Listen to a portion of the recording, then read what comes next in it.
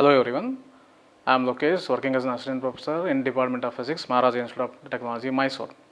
So in this session, we are going to discuss regarding the amplitude of the force vibration and its phase dependency upon the relative values of P and omega. So as we have seen in the previous session, we have derived the amplitude equation as well as the phase equation for the forced oscillations.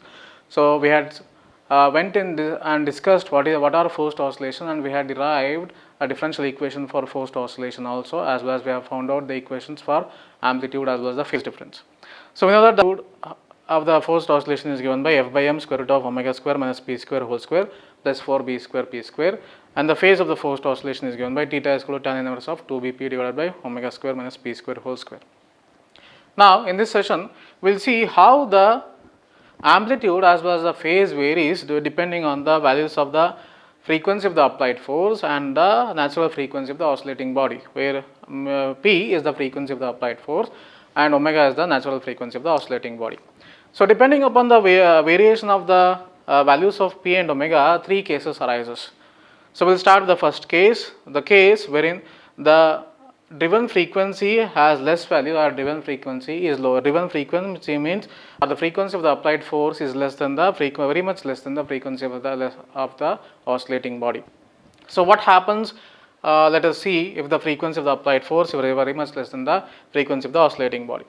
Now as you can see, if I consider the value to be very small, the value of p to be very small, so as per se we can say the value of p square is very small, then we can say that in this equation omega square minus p square is nearly equal to omega square. Since the value of p square is very small, very negligible, what happens is that if I go on substituting the values of mathematical values for p, since it becomes p square, the values of p square goes on getting reducing as we go on substituting the values, very infinitesimal values or very negligible values. So we can say that the whole value of omega square minus p square is nearly equal to omega square. So what happens if this omega square minus p square value becomes nearly equal to omega square? Then we know that the amplitude of the forced vibration or forced oscillation is given by A is equal to f by m divided by whole square root of omega square minus p square whole square plus 4b square p square.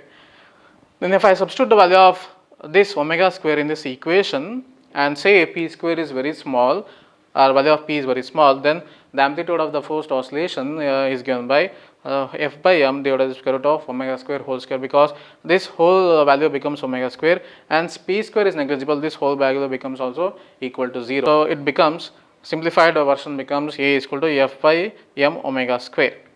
Now this is what we are going to get the amplitude of the forced oscillation whenever the value of the applied frequency is very much less than the natural frequency of the oscillating body.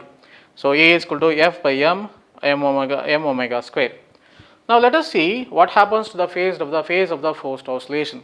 Now we know that the phase of the forced vibration or oscillation is given by theta is equal to tan inverse of 2bp divided by omega square minus p square. Now since the p value has very negligible value, or p has very negligible value, means the applied frequency value has very negligible value, we can say the whole 2bp divided by omega square minus p square whole becomes equal to 0. So tan inverse of 0 is equal to 0. So theta becomes equal to 0. What does it mean? So it means that there is no lag or phase difference between the displacement and the applied force. Applied force and displacement both are in phase. And what happens to amplitude? Here the amplitude only depends on the magnitude of applied force as well as the force constant. So as you can see, this is the magnitude of the applied force, this is the amplitude or the magnitude of the applied force, and f by m becomes the force constant. So the whole value of amplitude depends on only these two terms. The amplitude depends on the magnitude of applied force as well as the force constant, and it is independent of the frequency of the applied force. Okay, this is regarding what happens when the driven frequency or the frequency of the applied force is very much less than the value of the oscillating body. In the second case, in the value of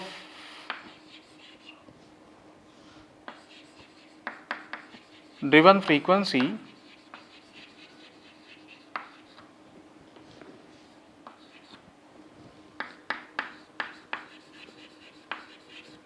is equal to frequency of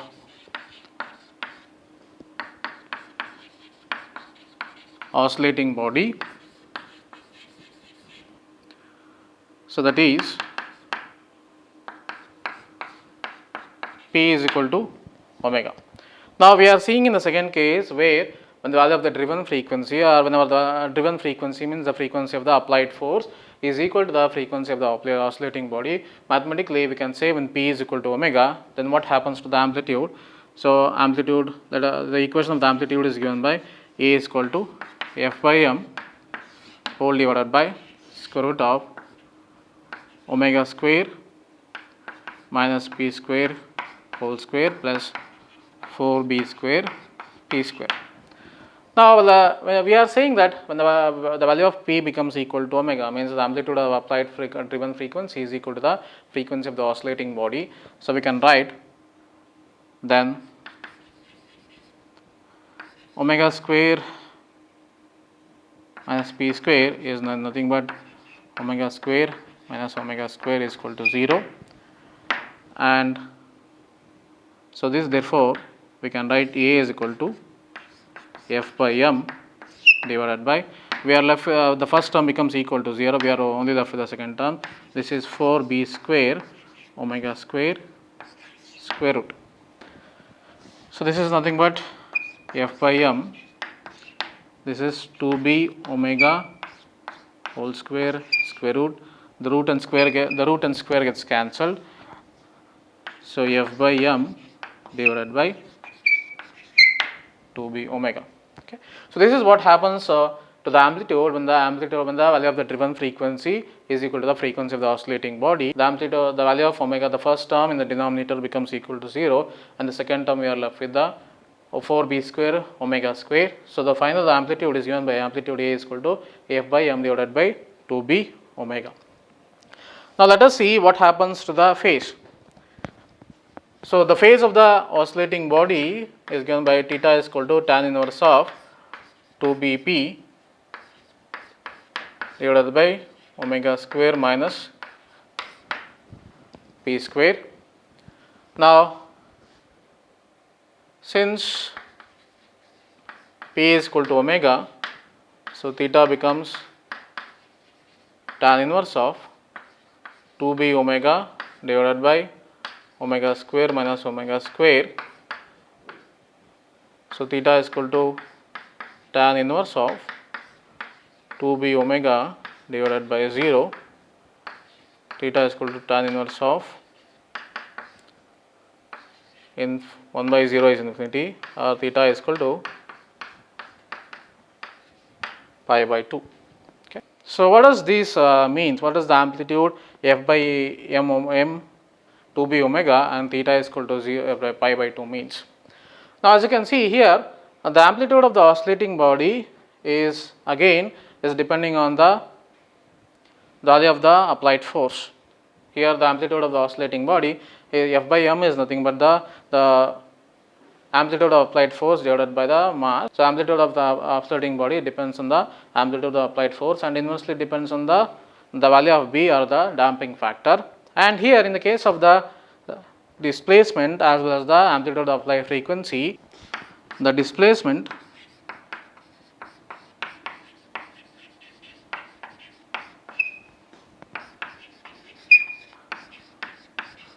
lags behind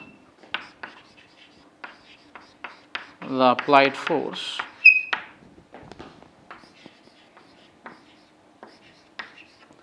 by a phase of pi by 2. So the displacement lag behind the applied force by an angle of pi by 2. Now in this case of amplitude where the value of P is equal to omega, so this is a special case wherein we call this case as the resonance. The resonance is wherein the applied frequency is equal to the natural frequency of the oscillating body. So because of that, what happens is that the amplitude becomes maximum, amplitude of the oscillating body becomes maximum. The case wherein the frequency of the applied force is equal to the frequency of the oscillating body, that is called as the resonance, and the amplitude becomes f by m divided by 2b omega, and the phase becomes equal to pi by 2, means the displacement lags behind the applied force by a phase of pi by 2. Now this is the second case when the driven frequency is equal to the frequency of the oscillating body. Now in this case 3, we will say that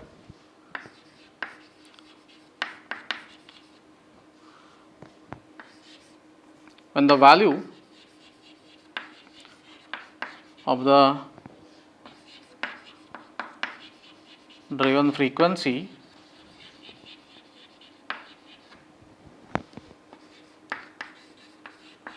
is more than the frequency of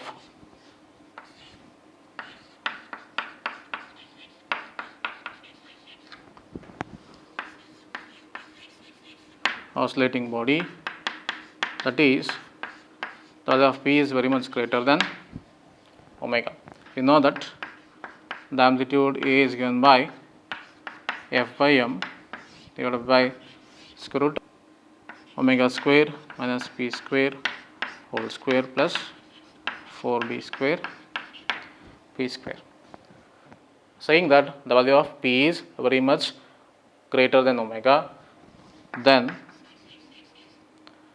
omega square minus p square whole square is nearly equal to minus p square whole square is e to the power of 4.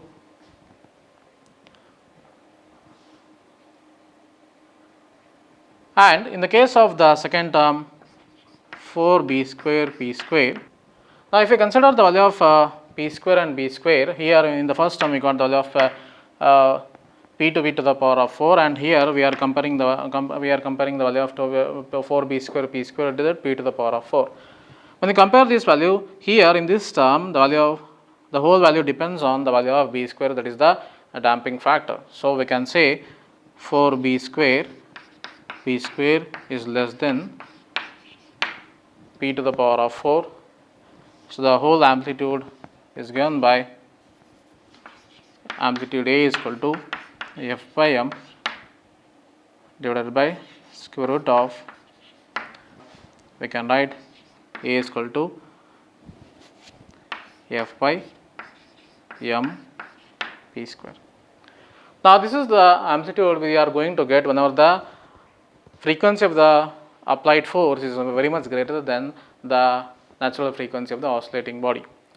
So it is given by A is equal to f by m p square. Here again we can see that the amplitude of the oscillating body completely depends on the value of the applied force or the amplitude of the applied force. Now let us see what will happen to the phase of the forced oscillation. The phase is given by theta is equal to tan inverse of 2bp divided by omega square minus p square. So we can write this as theta is equal to tan inverse of omega gets neglected, this becomes minus 2bp divided by p square, theta is equal to tan inverse of 2bp or 2b divided by p square, and p gets cancelled, this is minus. Now again, as you can see here, the value of theta or the phase completely depends on the value of p.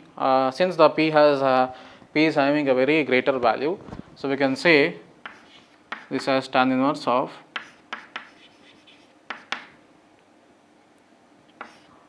minus of 0 or theta is equal to pi. Okay. If I consider the value of b to be very small, because here the value of p is much more when compared to the value of b. So we can say 2b is nearly equal to 0. So this becomes tan inverse of minus 0. So theta is equal to pi. So we can say that the phase of pi is existing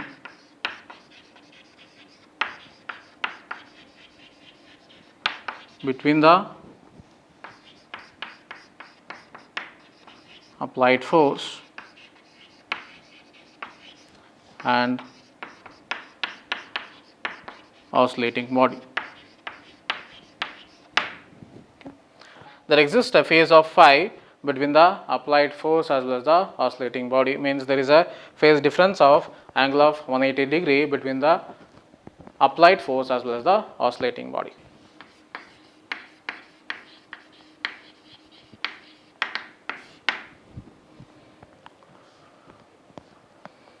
Now, what is resonance? Resonance is the condition wherein the frequency of the applied force becomes equal to the frequency of the oscillating body.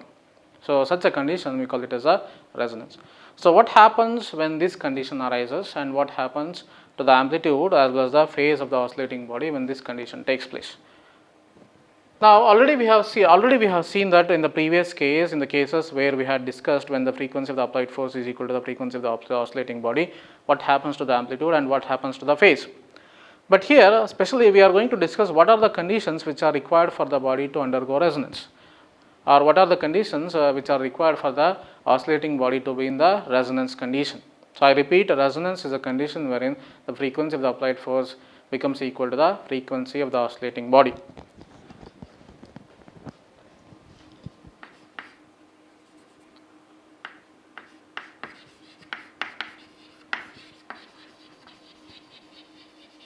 The frequency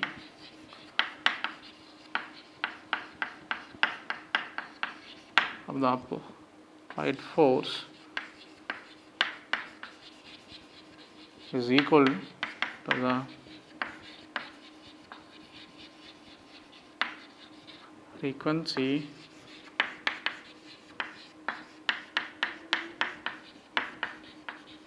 of the oscillating body, then condition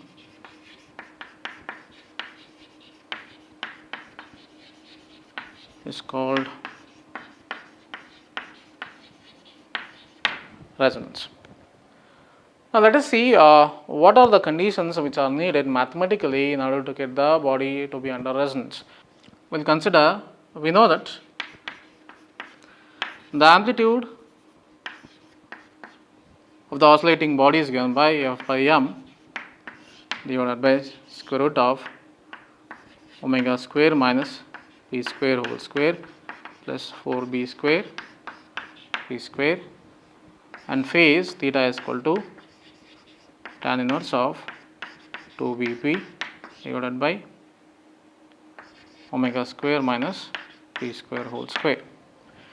Now, theoretically, what are the conditions which are needed for the resonance? Conditions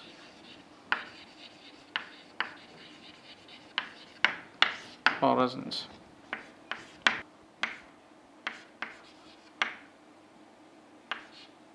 The frequency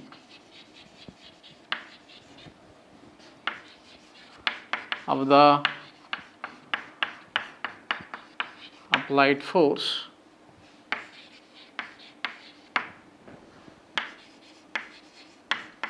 must be equal to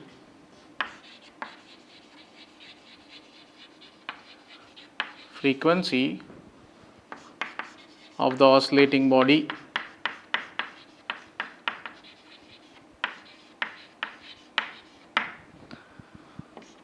that is the value of P must be equal to omega. So, this is the first main condition for the resonance. The frequency of the applied force must be equal to the frequency of the oscillating body, and the second main condition for the resonance to take place is depending on the value of P. The value of B is equal to R by 2m must be very less.